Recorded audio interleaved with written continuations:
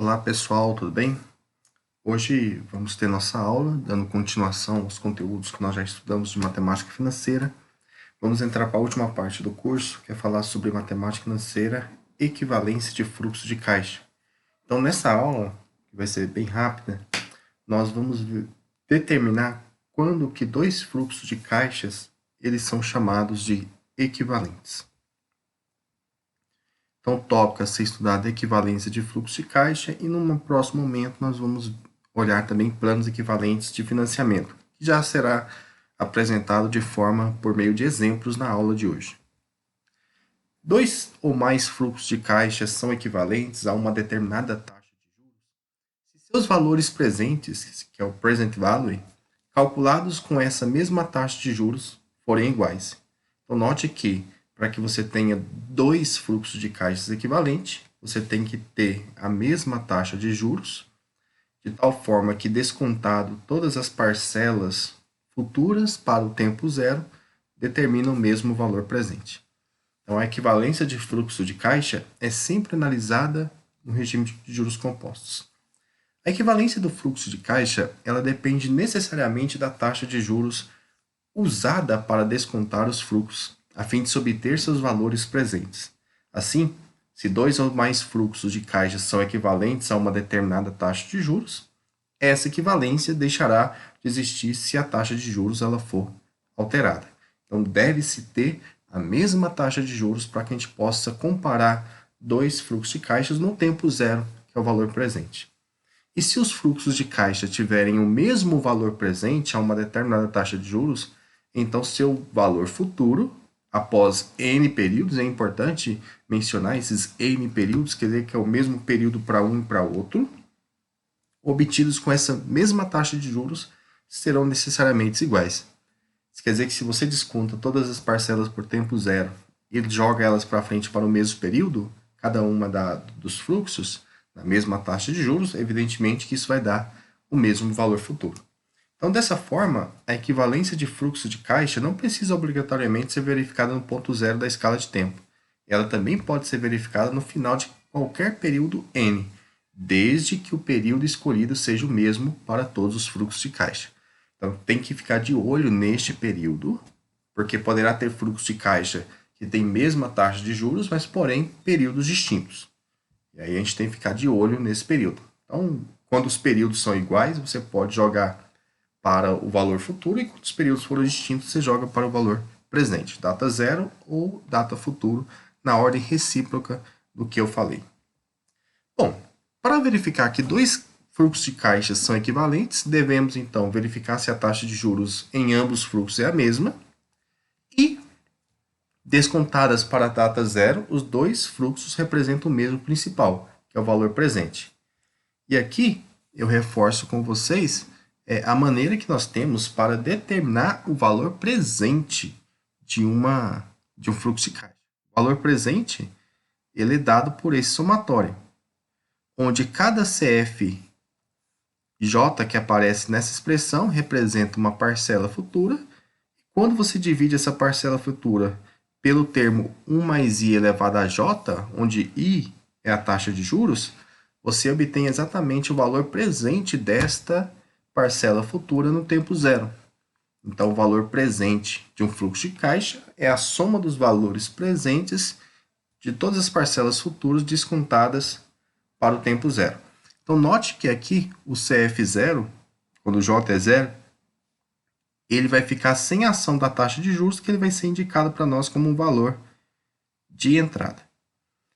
Bom, então, mediante essa parte teórica, agora nós vamos para os exemplos de equivalência de fluxo de caixa. O primeiro exemplo que eu vou resolver com vocês é o seguinte.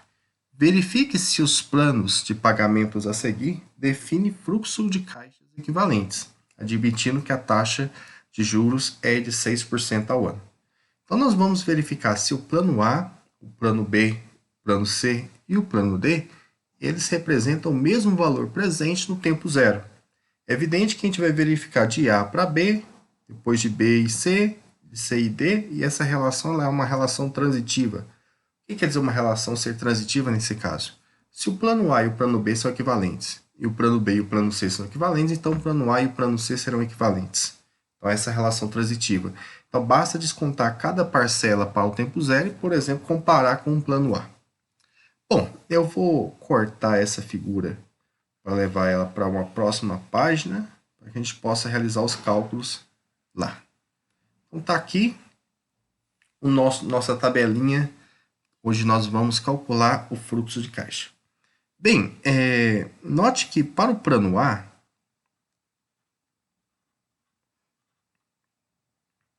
nós só temos o valor CF0.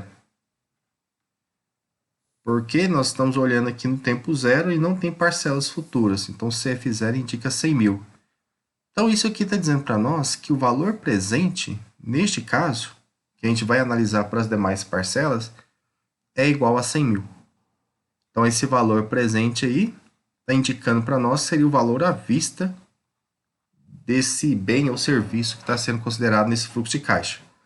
Então, o que nós devemos verificar é que cada um dos fluxos aqui considerados para os tempos futuros, para os demais fluxos, que é o fluxo B, o fluxo C e o fluxo D, quando você descontar todas as parcelas para o tempo zero, você obtém exatamente o valor presente de 100 mil para que eles sejam equivalentes. Bom, então o que nós temos que lembrar aqui antes de seguir com os cálculos? Nós vamos lembrar que a taxa de juros é a mesma em todos os planos, que é uma obrigação para que você possa determinar se fluxos são equivalentes, é de 6% ao ano. E eu gostaria que vocês anotassem aqui que, para este caso, todas as parcelas do plano B, elas têm o mesmo valor. Então, quando a gente for analisar aqui o plano B, ele vai cair no seguinte problema. Dado os valores de pagamento, que é o PMT, nós queremos achar o PV, que é o valor presente. Então, esse PMT, que é sugerido aqui, são os valores de pagamento. Nesse caso, para o nosso problema, os PMT, eles assumem os valores de 20.336,26. Bom, para a gente realizar essa continha, nós vamos lembrar que existe uma relação entre o PV e o PMT por meio de uma fórmula que é dada da seguinte forma. Deixa eu subir aqui um pouquinho. É o PV igual ao PMT vezes 1 mais I elevado a N. N é o período. Depois nós vamos discutir quem é o período nesse caso. Menos 1 dividido por I vezes 1 mais I elevado a N. Bom, então vamos lá. Nosso período N, nesse caso do plano B, é igual a 6, porque são 6 parcelas futuras. Então, nosso próximo passo agora é substituir todos esses dados nessa forma. Então, vamos à substituição desses dados. Bom, então substituímos aí de forma bem rápida. Lembrando que 1 mais I vai ficar 1 mais 6%, 6% em forma unitária, fica 1,06. Daí a presença dessas bases, dessa potência aí. Bom, agora, calculando o que seria essa potência, envolvimento dessas potências, nós obtemos que esse valor, ele é com arredondamento para 5 casas decimais, 4,91732 seria o valor dessa potência. E agora nós vamos multiplicar essa potência pelo valor de pagamento, que é 20.336,26 centavos. Fazendo isso, nós obtemos que o valor presente é de 100 mil em unidades monetárias. Então, isso conclui para nós que o plano B ele é equivalente ao plano A. E agora nós vamos fazer o cálculo para o plano C. Então, veja só. No plano C, nós também temos uma mesma análise. Nós temos pagamentos que têm mesmo valor. Então, nós vamos também usar a mesma fórmula Só que agora, com o PMT sendo R$ 28.859,15 e o nosso N sendo igual a 4, que são 4 pagamentos. E é importante olhar aqui e verificar que o pagamento ocorre sempre um mês depois para o caso do plano C. Então, nós não vamos ter aqui um tempo pulando até se começar a pagar, porque quando se pula o tempo, você tem que considerar aquele tempo na contagem de juros. Bom, então vamos lá. Vamos substituir isso na mesma fórmula que está aqui para obter esses valores de pagamento. Bom, na verdade nós vamos obter o valor presente. Então já fiz a substituição bem aqui, você piscou e nem viu eu substituindo. Agora é somente calcular esse quociente que está aí. E quando eu calculo esse quociente e multiplico pelo valor de pagamento, para esse caso do plano C, que é os 28.859, nós obtemos também 100 mil reais, perdão, 100 mil em unidade monetária. Então, isso garante que o plano C é equivalente ao plano A. Bom, o que resta nós verificarmos agora é a equivalência do plano D, que temos aqui o fluxo D. Então, observe aqui que nesse fluxo nós só temos um pagamento de R$ 141.851,91. E esse pagamento ele ocorre lá no sexto ano. Então, só tem um pagamento, ou seja, você não paga parcelas futuras. Você não faz uma amortização dessa dívida, que seria você ir pagando essa dívida parcelada. Você paga ela somente no final do período. Então, nesse caso, para o plano D,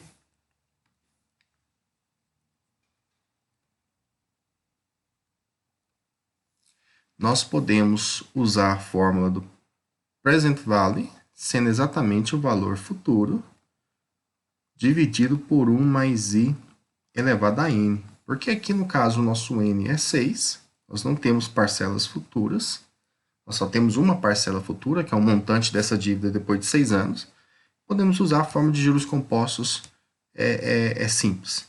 Bom, então, o present value, que é o valor presente para esse caso, será os 141.851,91. Esse valor aqui é o valor futuro dessa dívida, dividido por 1,06 elevado à sexta potência. Aí nós podemos usufruir das potências que nós calculamos para o plano B e fazer já essa divisão e ganhar que isso daqui é 100 mil em unidade monetária também. Então, devido à igualdade dos quatro valores presentes, nós temos que A, B, C e D, eles são equivalentes, pois descontados para o tempo zero, deram o mesmo valor presente e possuiriam, desde o início, a mesma taxa. Bom, o próximo exemplo que nós vamos fazer, ele nos diz o seguinte: nós vamos calcular o valor de Z, que está bem aqui no ano 2, nesse fluxo de caixa, sabendo que os dois fluxos, o fluxo A e o fluxo B, eles são operados com a mesma taxa de juros de 10% ao ano.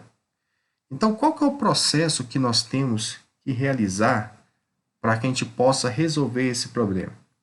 Nós vamos ter que jogar os dois fluxos no tempo zero. Mas assim, nós já sabemos que nós deveremos determinar Z de tal forma que eles sejam equivalentes. Então, se nós jogarmos o fluxo A para o tempo zero, nós vamos descobrir o valor presente no plano A. Então, vamos pôr aqui o valor presente no plano A. Então, nós podemos descobrir que valor presente é esse no plano A, porque nós temos informações que são boas, informações suficientes. Nós temos 4 pagamentos futuros no valor de 1.000. Então, isso aqui é bom, assim, torna mais fácil a conta, porque todas as parcelas futuras são de mesmo valor, então a gente não precisa usar aquela expressão do início da aula que eu coloquei. E o nosso número de pagamentos é 4.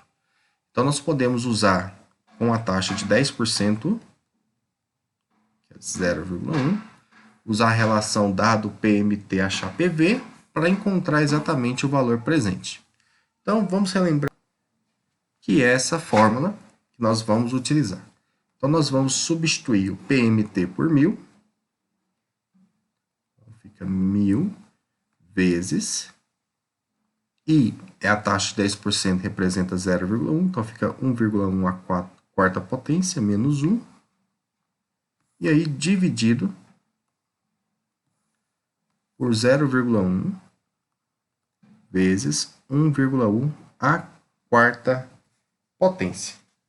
Bom, então quando nós fazemos essa multiplicação, depois de resolver essa potência, nós encontramos o valor de 3.169,86. Então, faz-se essa potência calculada aqui, calcula o que é a potência quarta, subtrai 1 desse resultado, divide pelo resultado do denominador, obtemos esse valor. Bom, agora como que eu vou interpretar esse valor para encontrar o valor z? Note que esse valor z, ele representa para nós o valor presente com a taxa de juros sendo incidida sobre esse valor presente 2 vezes, em 2 períodos, porque está lá no tempo 2. Então, nós vamos pegar este valor presente. Esse valor presente vai ter que ser o mesmo calculado aqui, porque nós queremos que os dois fluxos sejam equivalentes. Então, para que eles sejam equivalentes, eles têm que ter a mesma taxa de juros e o mesmo valor presente no tempo zero. Então, vai ficar 3.169,86 vezes 1,1 elevado ao quadrado. Então, 1,1 elevado ao quadrado, isso aqui dá 1,21, que multiplicado por esse valor, nós obtemos que o valor de z é 3.835,54 centavos. Bom, então assim nós terminamos o nosso segundo exemplo da aula de hoje. Bom, nosso terceiro exemplo, ele vai dizer para nós o seguinte, vamos lá. O pagamento de uma compra a prazo que deveria ser feita 3 prestações mensais iguais de R$100, sendo a primeira dada como entrada, foi renegociada para 2 pagamentos mensais iguais, sendo a primeira paga 2 meses após o ato da compra. Sabendo que a taxa de juros exponencial cobrada é de 2%, obtém o valor dos pagamentos após a renegociação. Bom, então vamos lá. Eu vou desenhar aqui um fluxo de caixa para representar essa situação. Na verdade, vamos ter aqui 2 fluxos de caixa. Então, no primeiro fluxo de caixa, nós temos um pagamento, uma entrada de dinheiro do valor de R$100, que é o pagamento da primeira entrada no ato da compra. E temos outros 2 pagamentos aqui, intercalados com o tempo de 1 mês, no valor também de 100.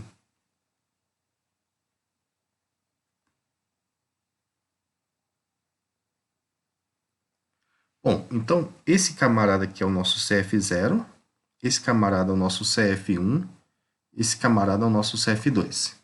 Então, existe um valor presente aqui, que com a taxa de 2% ao mês, gera esse fluxo de caixa. Bom, agora na segunda situação, essa dívida ela foi renegociada. Então, não terá o valor de entrada.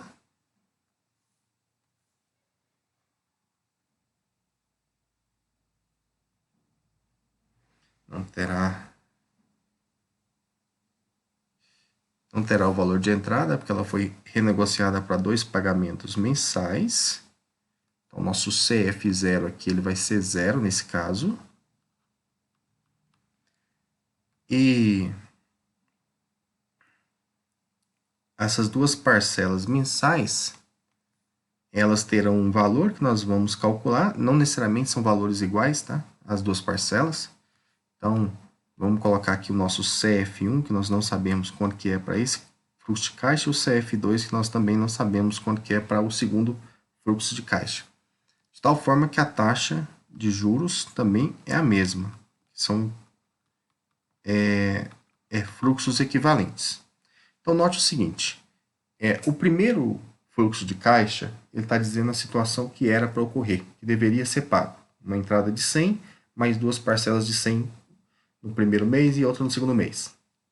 Bom, aí renegociou a dívida. Vai pagar algo que é equivalente a este valor, né, no valor presente, com a mesma taxa de juros, só que você vai jogar com essas parcelas para tempo futuro. Aí eu vou fazer aqui uma correção. Esse camarada aqui vai ser o nosso CF2 e aqui vai ser o nosso CF3.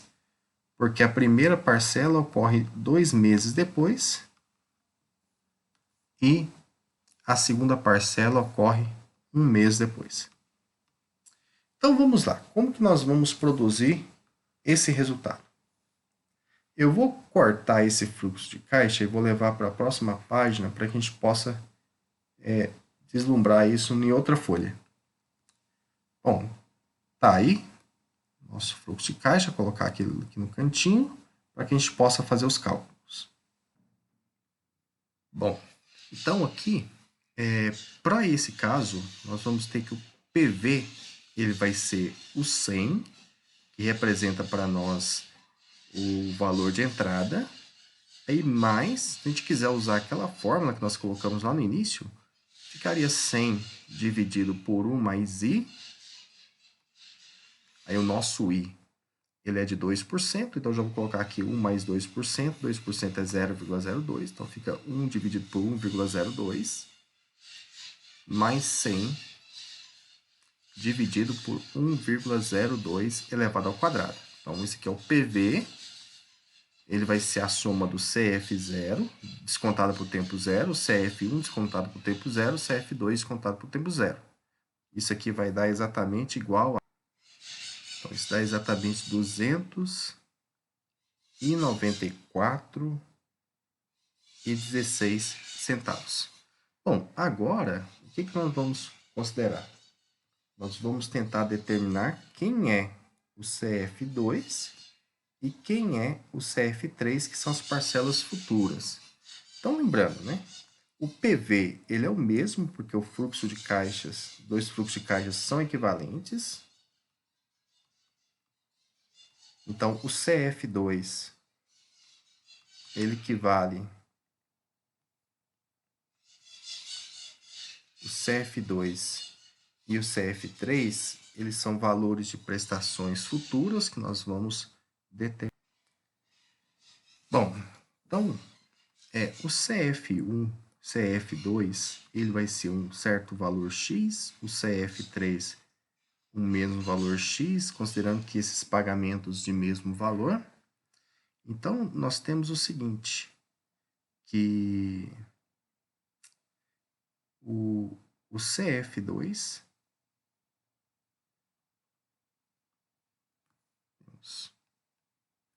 que o PV ele vai ser igual ao CF2, que é X, aí dividido por 1,02 elevado ao quadrado, que está lá após 2 meses, mais o mesmo valor X, que é o CF3, dividido por 1,02 elevado ao cubo.